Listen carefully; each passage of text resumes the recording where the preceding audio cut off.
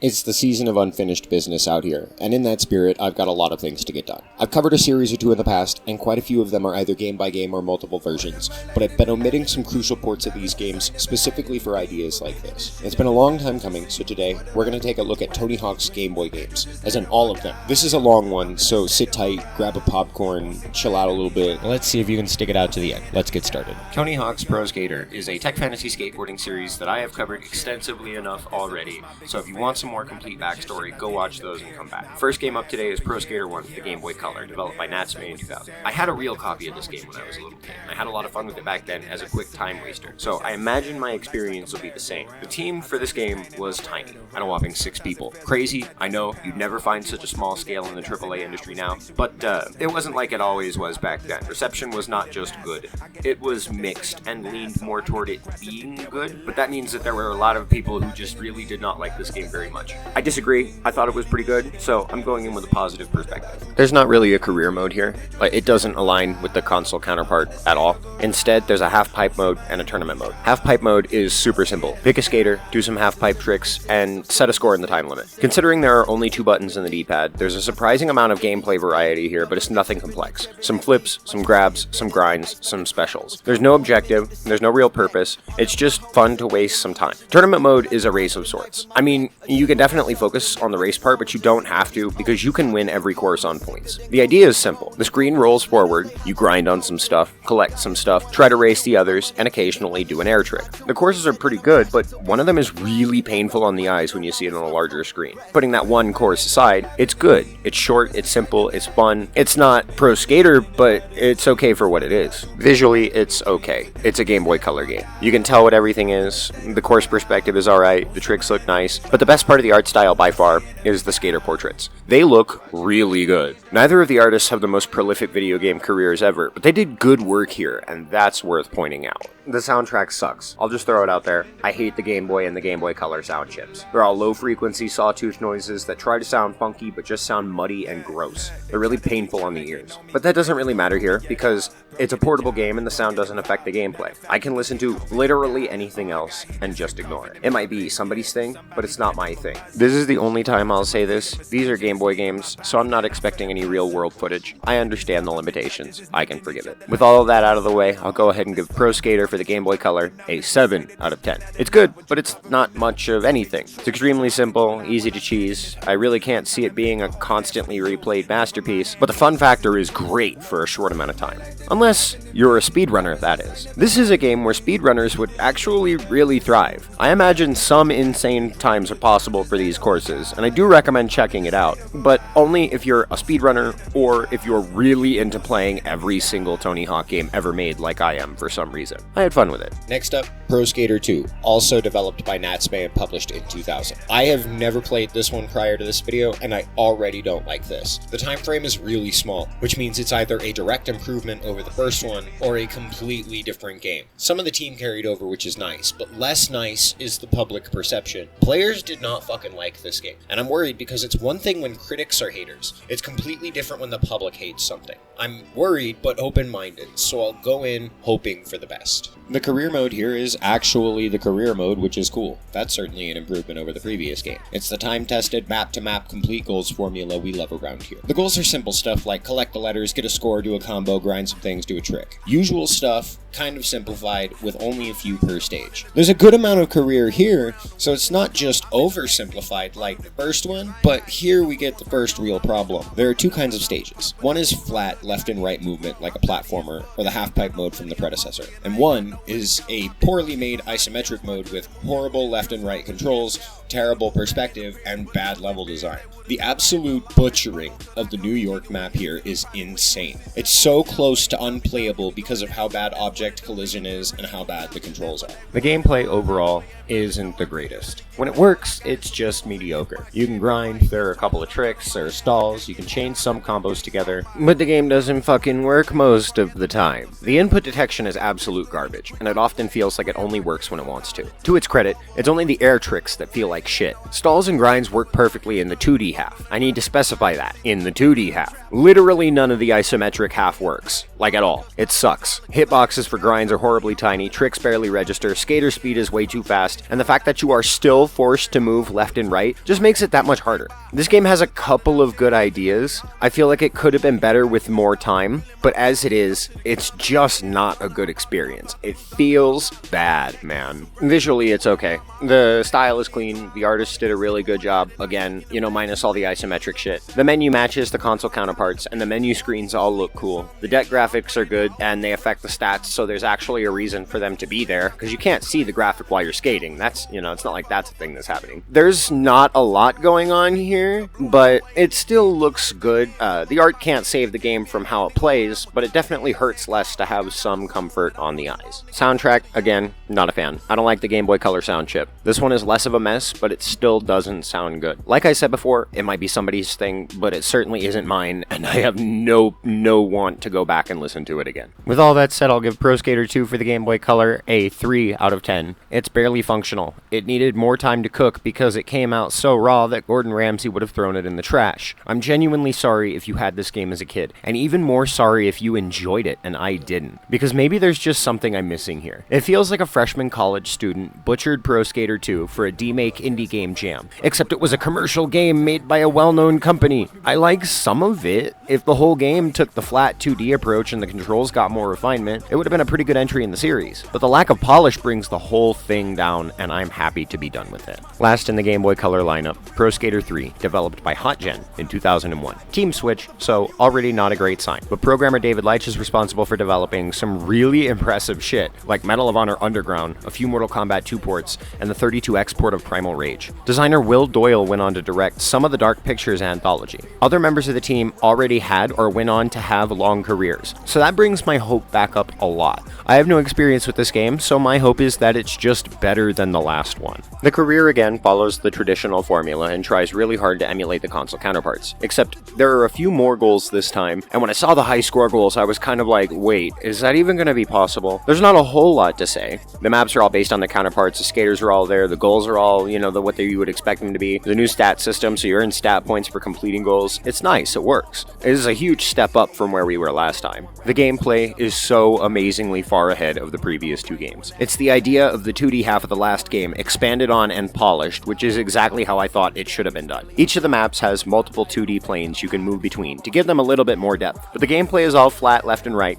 and it feels really good. There's a wider variety of tricks before, including manuals, so you can carry a combo for a really long time. The score goals actually make sense and feel attainable. The input detection is great. It does what I tell it to do when I tell it to, which is the biggest improvement over the previous game. And the polishing for each of the tricks, timing for everything, the windows for landing and grinding, it's really good. It's all nice and polished, and I'm not disappointed. I really like how it feels. I would have loved to spend time with this game as a kid, but I think in the current moment, I would have loved if the last game was like this so I didn't have to play whatever that was. Visually, it's okay. The menus and the skater portraits aren't amazing, but the levels all have great designs that do well to demake some of the console stuff. The skater has this really cool rotoscoped sprite reminiscent of Prince of Persia, and there's a lot of fluidity. Again, this is another real improvement over both of the previous games. It looks and feels closer to what I was hoping Pro Skater 2 would be like, and I like that. But why did it take so long? What was Natsume not doing that these guys were? Natsume is a big company, they do a lot of games, they've done all kinds of shit. Why couldn't they do this? Soundtrack is still bad. Sound effects are also bad. We good?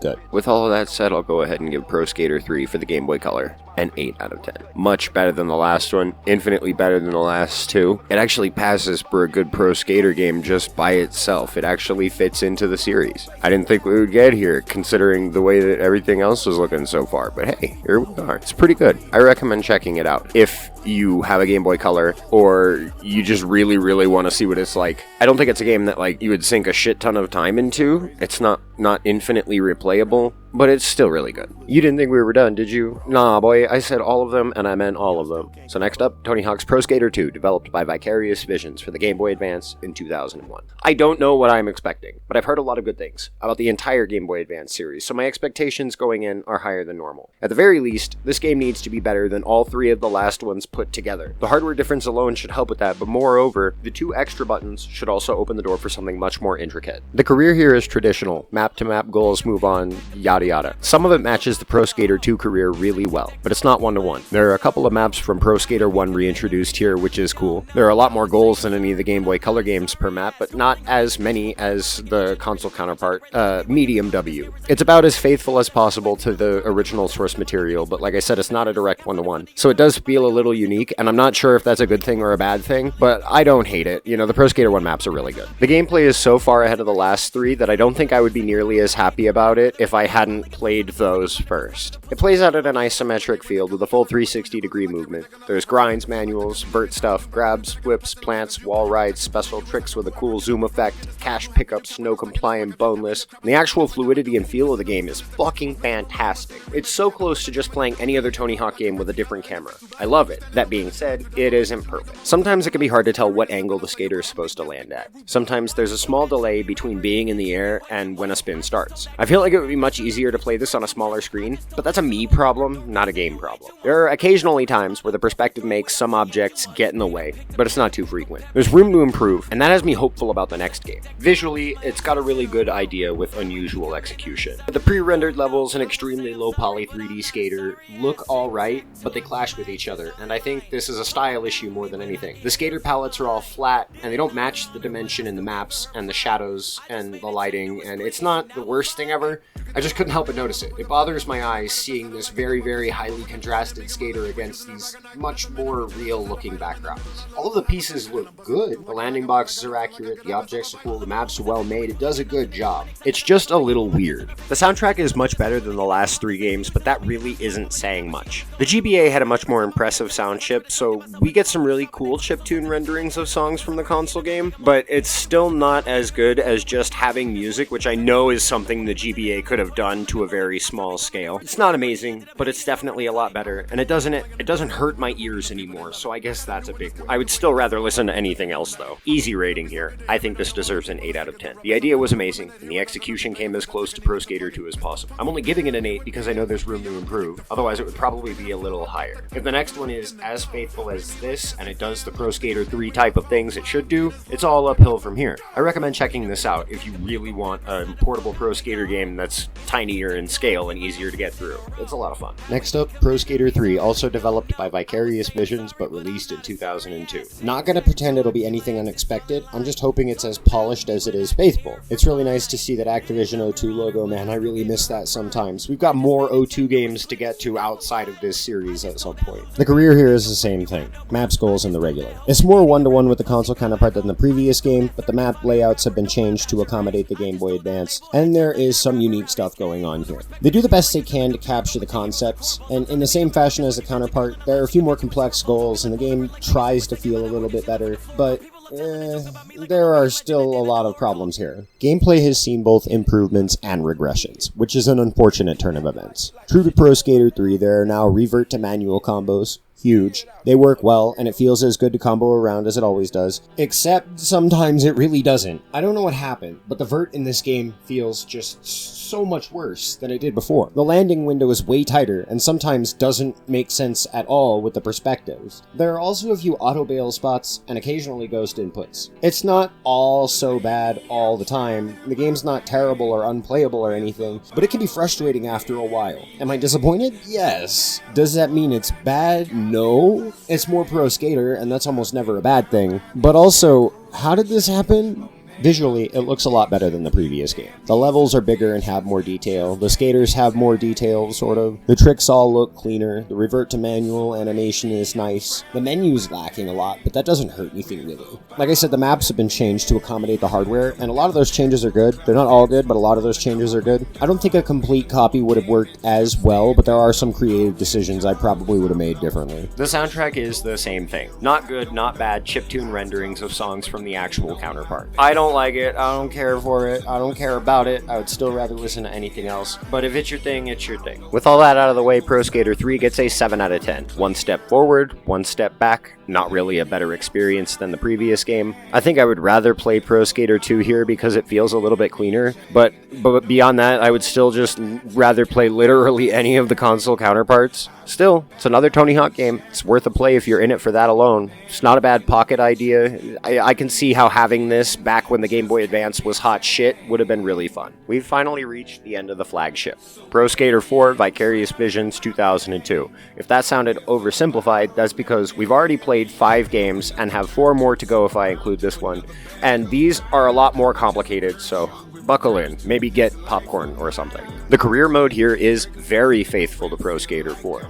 All of the levels play out in a free roam setting with individual NPC triggered goals, some hidden items, stat points, cash and secrets. The maps are big, the game is big, there's a lot of goals, there's the pro goals. It's much bigger than the other games, and that means it takes longer to get through. That's not a bad thing, but for the sake of the video, I'm not going to complete it entirely. I get the idea, and it's faithful enough from what I've seen. Gameplay this time is all improvements. There's no spine transfer and level out, the vertical window has been properly fixed so it doesn't feel awkward. The maps are bigger, like I said, so there's more room to combo around, more objects to play with. Plus the balance meters have been given some lenience, so combos can be carried out for much longer. You can also late ollie out of grinds and ramps, which is really crazy to see in one of these games. I'm very satisfied with this. It's hella fun. It's the best one so far, and all of the goals are fun. Like, this is what Pro Skater 3 probably should have been trying to do. I'm glad to see something improving and it isn't all just downhill. You know, that's what I was worried about. With the last one, I was worried that since that one looked like it was moving backward, the rest of these would probably just all move backward. It's nice to see that that is not the case. Visually, it's not much better than the predecessor, but the Game Boy Advance really only had so many capabilities and they maximized on that to the best of their ability already. The 3D capability wasn't impressive, but had to be worked around because it took a lot of processing power.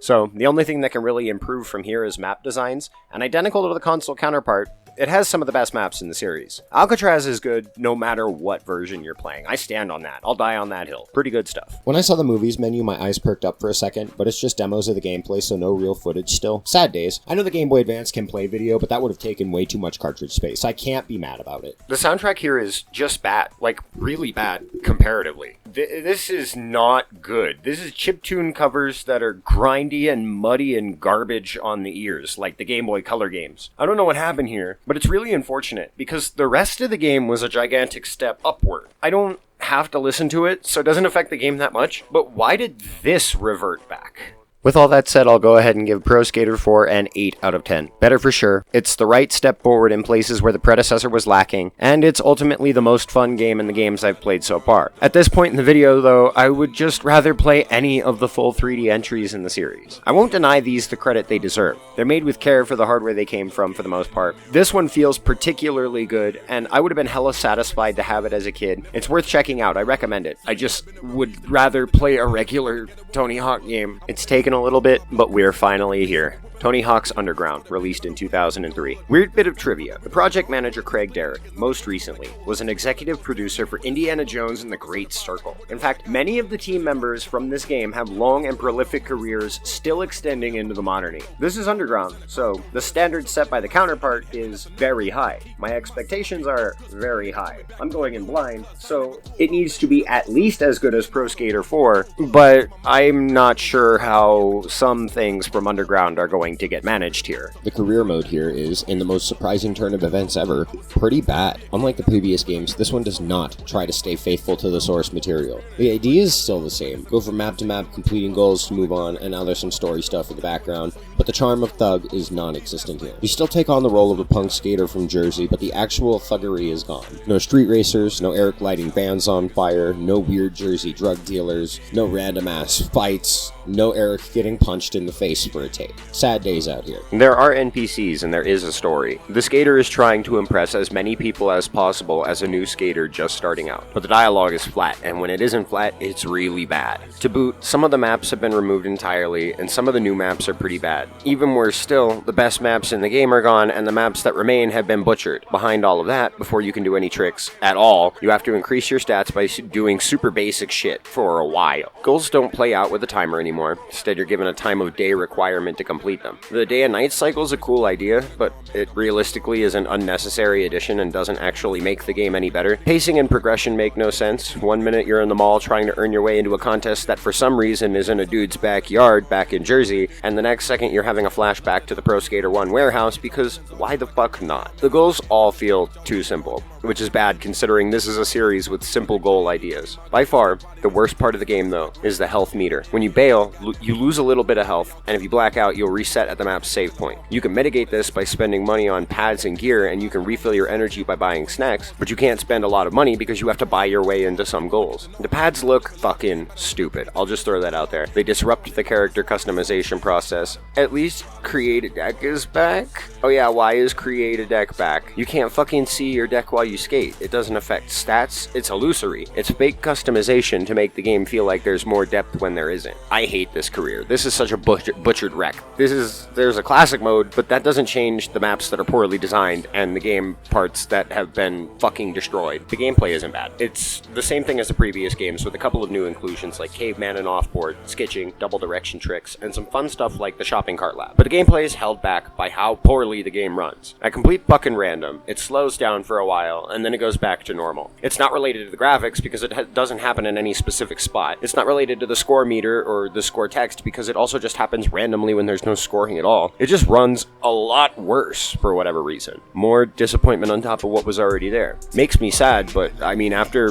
everything else, not so out of the ordinary for this game. Visually, it doesn't look that bad. Skaters look alright, the tricks are fluid and clean, the vehicles are oversized and hard to sketch, but that's one outlier. The worst part of the visuals is the bad layouts. Maps like the mall are boring and tiny, and the butchering of other maps doesn't help. The warehouse is the best map in the game, and that says it all. And from a game like Underground, where like all of the maps from the fucking game are iconic, that's not a good thing. This one shouldn't be so forgettable. Finally, the soundtrack might actually be the best part of the game. It's the closest we've come so far to just using real music from the counterparts. It's still not amazing. It's stripped to hell like most of this game, and the indie chiptune loops are basic. I would still rather listen to my own music in the background, but it does use one real instrumental, Jurassic 5, A Day at the Races. It's not amazing, it's been cut down a bit, but it's great menu music and it's nice to see it there. But it also raises a question. Why didn't these games use the real music? I know it would be a little bit bad, bit crushed to hell, and it would have been better if, you could fit more stuff on one of these cartridges, but even a tiny broken 5 or 6 track list wouldn't have been bad. Anything other than the chiptunes, really. With all that out of the way, I'll give Underground GBA a 4 out of 10. Don't play this version. If you're into just playing every Tony Hawk game to say you did, prepare to be seriously disappointed. This is such a step down from the previous games, and compared to its console counterpart, it's essentially shovelware. I know the VV team are only human, and not every game was going to be amazing, but why this one? How could something so legendary share its name with something so fucking lackluster? I imagine the reception when it first came out wasn't bad, because Thug wasn't really considered iconic yet, and the people who played GBA versions exclusively got more of something they liked. But this is the far future. There are a ton of these games, and among them, this one is completely avoidable. I'm sad, but I'm happy to be done with it. Up next, Underground 2, released in 2004. My only wonder going in is whether it'll be faithful to Underground 2, or just a sequel to the GBA Thug 1. Either way, all I want is for it to be better than the last one. That's it. That's all I want. The career here is actually much more faithful to Thug 2 than the previous game. That's a good thing for a number of reasons, but most importantly, Thug 2 had some of the best maps and goals in the series. I didn't like the story, but I would still rather play it than most of the others. Map to map, goals to move on, bam, the World Destruction Tour. It's sort of aligned with the GBA Thug 1, but still more faithful. Better still, no stupid ass health meter, no forced pads, no having to learn or wait for the regular trick set. Better goals, more complex ideas, and even a better classic mode. This is what I wanted, just an improvement. The gameplay here is not good. I mean, it's better than the predecessor in that it doesn't lag for no reason. There are new inclusions like the Nodus spin, the balance meters have been tuned to feel better, the window for doing wall rides is good, push off works okay, and this is all completely disrupted by the fact that focus mode is here and it's activated by pressing the L button. Shit fucking goddamn it. Why couldn't it be something like pressing A and B at the same time?